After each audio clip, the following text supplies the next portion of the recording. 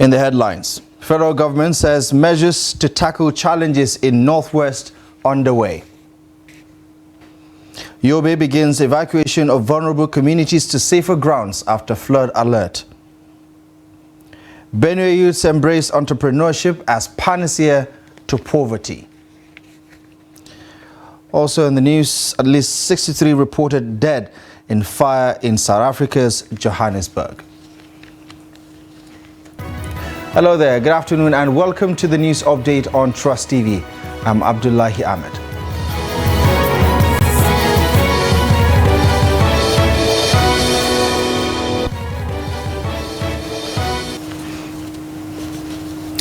Now, the federal government's initiative to tackle the security and economic challenges in northern Nigeria, particularly in the northwest, is set to be underway.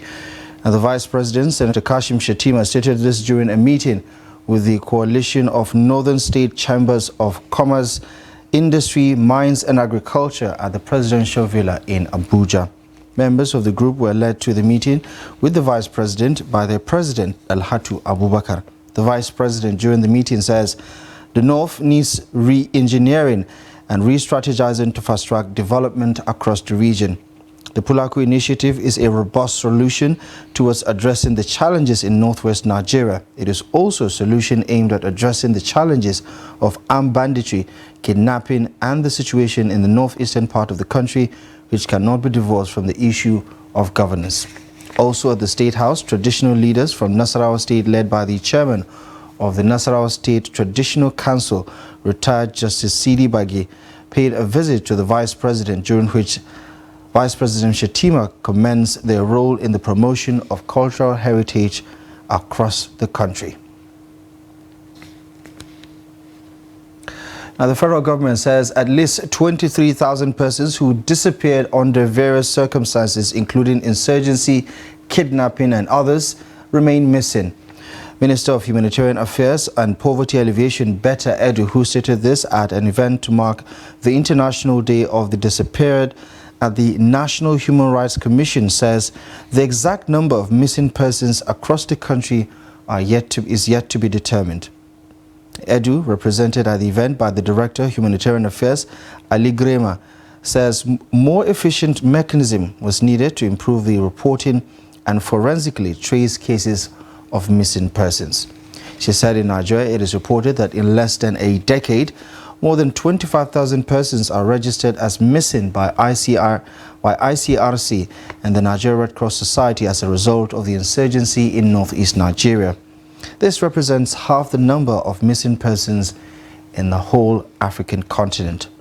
And she added that the government will ensure the domestication of international treaties and instruments through a whole-of-society and whole-of-government approach. Earlier, the head of ICRC Nigeria delegation, Yan Bonzon, says family members of persons that disappeared have been left with the anguish of not knowing the fate of or whereabout of their loved ones. In other news, President Bola Ahmed Tinubu is said to be closely monitoring the unfolding events in Gabon and is deeply concerned for the country's social-political stability and the autocratic tendencies which seems to be spreading across the African continent. Special Advisor to the President on Media and Publicity, Ajuri Ngilale, said on Wednesday that the President is still firmly believing that powers that belong to the people of Africa's population and not in the barrel of a loaded gun. He explained that the President had made significant personal sacrifices to advance and defend democracy and was therefore adamant that constitutional government must not be endangered on the continent. The President's spokesperson said the Nigerian leader is also keen to see how the continent will respond to the contagious autocracy spreading across the continent. The President affirms that the rule of law and a faithful recourse to constitutional resolutions and instruments of electoral dispute resolution must not at any time be allowed to perish from our great continent.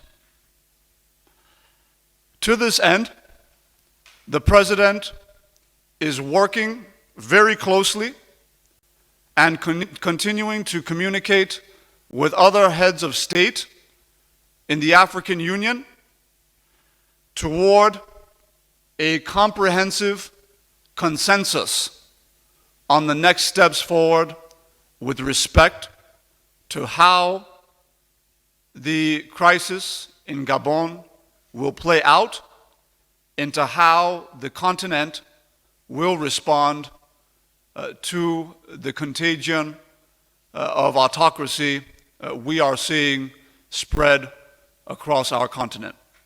The people of Africa living in the diaspora around the world, making a huge impact to the socio-political landscapes of countries around the world and the economies of countries around the world, continue to urge on the global community to advance the cause of democracy on the continent for the sake of the economic prosperity of all Africans.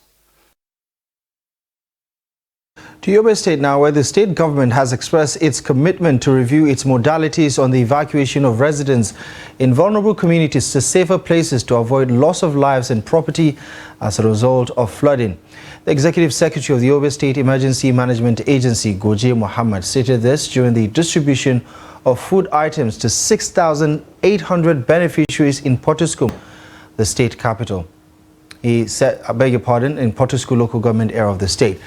Now, he said the release of the water from Lado Dam in Cameroon had underscored the need for states to immediately evacuate residents from flood-prone communities to safer ground. According to him, the agency has sensitized the traditional and religious leaders to alert the affected communities at risk, adding that the agency is set to equate all the residents at risk to higher grounds, or evacuate rather all the residents to higher grounds. He added that the agency is well prepared for the impending flood as directed by the governor of the state, Mai Mala Buni. In Katsina, low-income earners are now resorting to the consumption of more cassava as an alternative meal as prices of food items continue to soar following the removal of fuel subsidy. Now, with the boost of new cassava produce in the markets, many see the development as a huge relief for residents to be able to put food on the table. Abdullahi Yamadi has more on the story.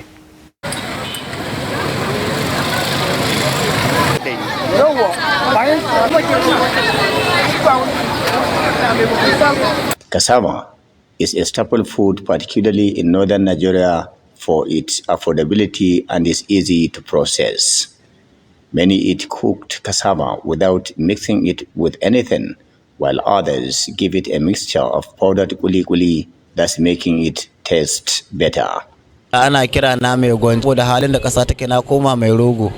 was in another business before the arrival of the new cassava. Now, this is the only business I do, buying and selling of cassava, and it pays. Many residents rely heavily on cooked cassava, which serve as their only meal.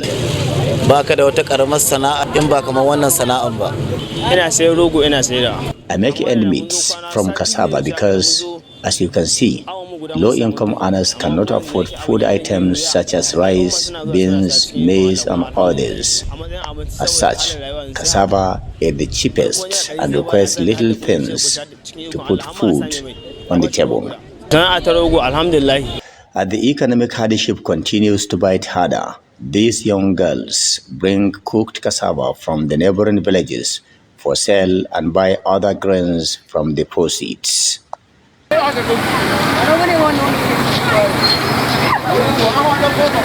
Before now, cooked cassava is eaten just for pleasure, but it's becoming an alternative food these days due to the biting economic realities triggered by inflation and fuel subsidy removal.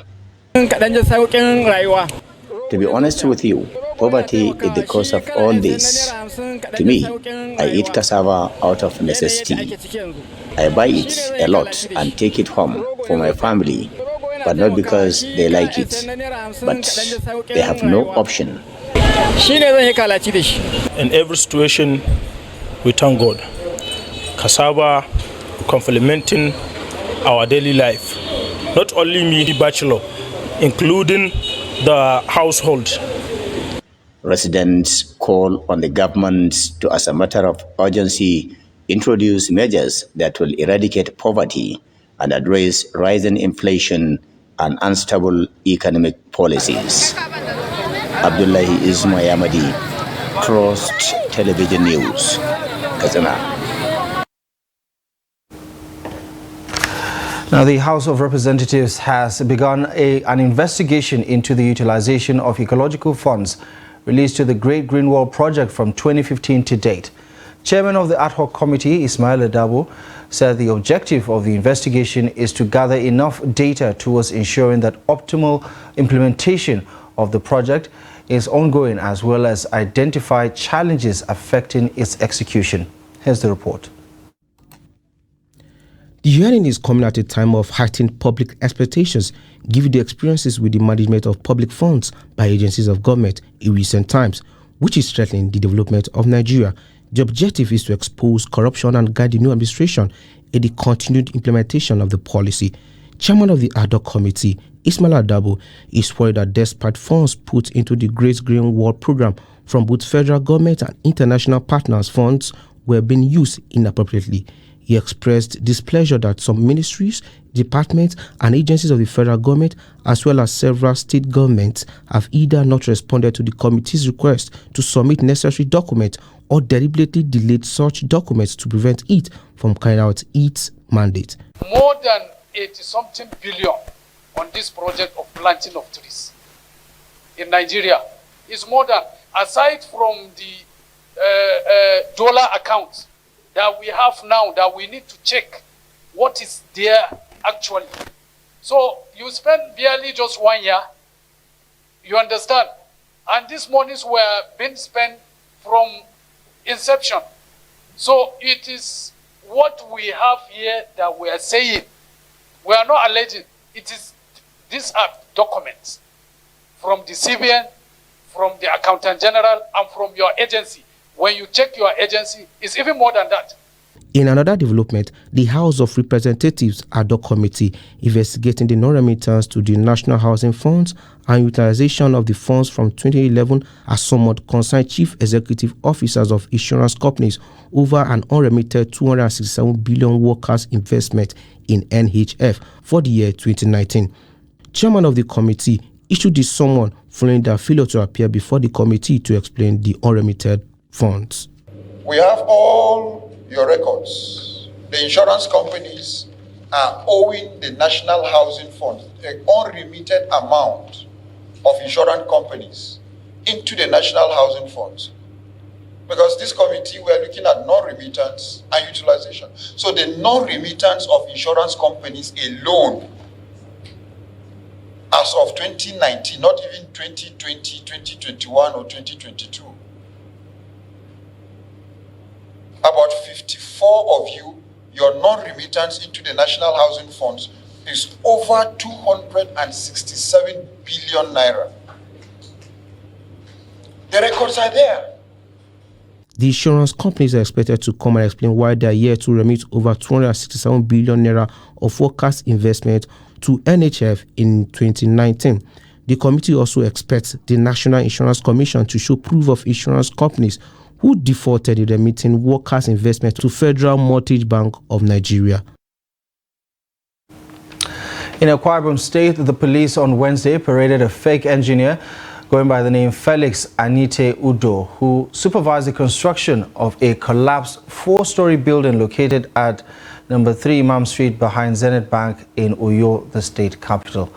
Parading the suspect along with others arrested for various crimes including kidnapping and murder, the Commissioner of Police, Olatoye Durosimi, says the fake engineer was arrested by operatives of the anti-robbery squad of the command on August 7th while trying to flee the scene.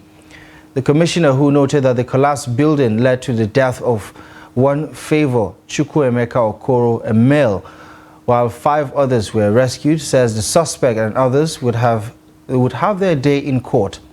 The police commissioner says on interrogation, the suspect confessed to not being a qualified engineer but a builder. Now, the commissioner assured the people of the state that the command would remain committed to the provision of high-quality professional security services in Akwa Ibom State and on indigents of the state to volunteer information that could lead to the arrest of criminal elements in the state. Now, the Minister of Interior, Bumi Tunji Ojo, says President Bola Ahmed Tinubu has issued an order for the recapture of all fugitives across the country. Between 2021 and 2022, there were at least 7 attacks on custodial centers across the country where many inmates escaped from government custody.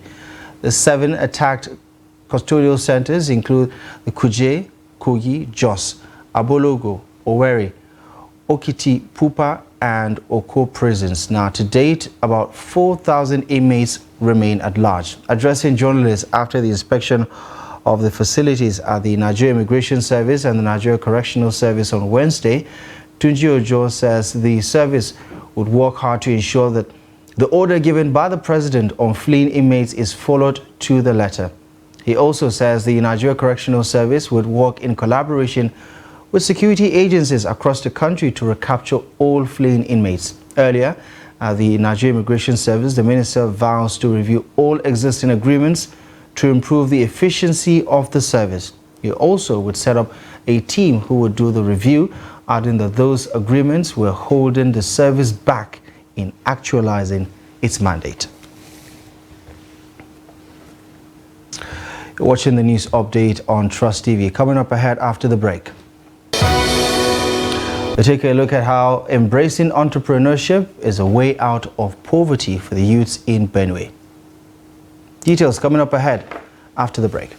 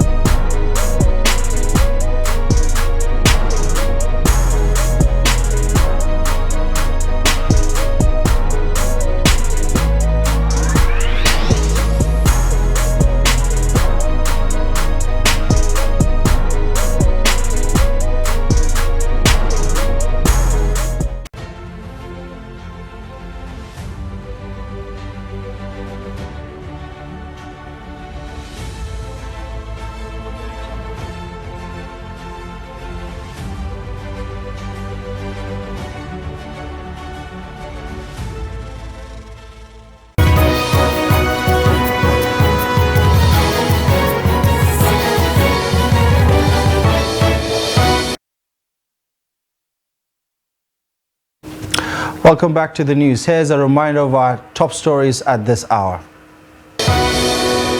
Nigeria's federal government says measures to tackle challenges in northwest Nigeria underway. Yobe State government begins evacuation of vulnerable communities to safer ground ahead of flooding in the state. Now, graduates in Benue State have been urged to embrace self-employment through skill acquisition and turn away from an over-reliance on government jobs that are not readily available. Now, this is coming on the heels of Nigeria's endemic battle with unemployment as millions of youths remain unemployed. Jimmy Azande reports from Benue. The methodology used by the National Bureau of Statistics, counting people who work for just an hour in a week, has employer-generated controversy. But that is not what bothers the residents here. They are more concerned about the youths who are graduates of higher institutions waiting for jobs in public service. I feel and I think it's necessary or it's important for students to have a skill or be self-employed upon graduation, because if you are depending on a white-collar job, it's not be funny, and it's not be funny seriously, but I just feel that as a student, just know something, learn a skill, learn a handwork. To me, looking at the issue of our country, the state of our country this time or nowadays, to me, I think paper qualification is not the best solution to our youth. There are a lot of skills acquisition that our youth can involve, which they can earn more, which can earn them more better. Because if you look around, there are no industries in our country, and we have vibrant young who have graduated from our universities with first class, second class, upper, and they are about roaming on the street. So I encourage that our youth should not just focus on paper qualification. Some of the unemployed graduates are already facing the consequences of their actions or inactions. Students are supposed to be self-employed after or upon graduation, because I'm an immediate graduate of Benue State University, Department of English, and as a graduate, I've come to face a lot of challenges, and I've come to the realization that life is beyond what we see, and everything is not the way it seems. Back then, when I was still in the university, I feel that people who are outside there are doing quite well. Some of my classmates engaged into entrepreneurship. There's one of my guys that was learning furniture, and the other ones indulged into tailoring and some other skills. They, however, urged the government to provide an enabling environment for the youth to harness their potentials for economic prosperity. Jimmy Azandi, Trust TV News, Makurdi. Elsewhere, journalists have been charged on the need to be well informed on budget tracking and investigation for transparency and accountability in governance for national development. Chairman, Daily Trust Foundation, Bilia Bala, made the call declaring open a 3-day training exercise on budget tracking and investigation training organized for journalists drawn across Southwest by Daily Trust Foundation in collaboration with MacArthur Foundation in Akure, the Ondo State capital. Trust TV's Abbas Ibrahim Dalibi has more. Journalists from various organizations were selected for the training. The chairman urged participants to make the best use of the opportunity provided by the training. There is nothing more important after the Nigerian Constitution other than budget tracking and implementation. It is the responsibility of the media to follow up and see what has been budgeted for. Has it been implemented? Have there been the resources to implement it? And to what extent has it been implemented? So the entire development of the country rests squarely on the implementation of its budget. He laid emphasis on the need for journalists to be versed in budget tracking and have capacity to investigate budget implementation. Ondo State Commissioner for Economic Planning and Budget, Pastor Emmanuel Igbosan, restates calls for journalists to ensure the budget spending are accounted for. The expectation from the journalists is that you now have a better understanding of the functionality of government, and you can now ask the right questions, and you can now go to the right places to get the right answers for the benefit of the masses, and you now know that you occupy a very critical realm in the committee of nations to develop, even in development process. Ondo State Commissioner for Information and Orientation, Bamidele Ademola Olateju, who speaks on what the state has done in budget tracking, commended the effort of Daily Trust Foundation and MacArthur Foundation for training journalists across the country. It's important for people to know what is the budget performance of a government. Where are they spending their money? It is very important, and I think my colleague, the Commissioner for Economic Planning and Budget, will be able to give an account of himself and train you on how to get that done. Journalists from the Northwest, Northeast, and South-South had earlier participated in the budget tracking and investigation training. A similar training will also take place in Southeast. Abbas Ibrahim Alibi, Trust TV, Lagos. Right, on the international scene, 63 people have been killed and More than 40 are being treated for injuries following a fire at a multi-story building in downtown Johannesburg in South Africa, according to local media reports. Johannesburg Emergency Management Services spokesperson Robert Malaudzi said the blaze on Thursday morning had gutted a building located in the city's central business district, and the death toll was continuing to rise, with 63 bodies recovered from the site so far. At least one child was among the dead, and those injured in the blaze are receiving treatment at, quote, various health facilities across the city. Malaudzi says the building was effectively an informal settlement where homeless persons had moved into looking for accommodation without any formal lease agreements. He said that made it hard for rescue workers to search the building. There might have been as many as 200 people living in the building, according to witnesses. The cause of the fire is not yet known. In sports, the Nigerian men and women beach volleyball teams have picked tickets to participate in the Beach Volleyball World Championships in Thailand. Nigeria's women's team settled for a silver medal at the just concluded 2023 CAVB Under 21 Beach Volleyball Championship in Morocco on Wednesday. Host Morocco beat Nigeria 2-1 in a highly intense match at the beach resort in Casablanca. In the third set, Morocco led Nigeria till the 14th point before Nigeria got two crucial points to tie the game at 14 points. Nigeria led by 16 points to 15 points before Morocco picked 3 points to emerge champions of the women's category. Nigeria's coach John Iwerima showered encomium on his players despite their inability to lift the title. The coach says the girls still have the opportunity of ruling the world if the pair is retained. Meanwhile, Nigeria's men's beach volleyball team finished 5th position. Both teams have qualified for the 2023 FIVB Under 21 World Beach Volleyball Championship in Thailand in November later this year. Well, that's it. You're up to date with the latest news stories at this hour. Thank you most kindly for joining us. Feel free, as always, to follow us across our social media platform for more content and visit trusttv.com for more news. My name is Abdullahi Ahmed. Thank you for watching.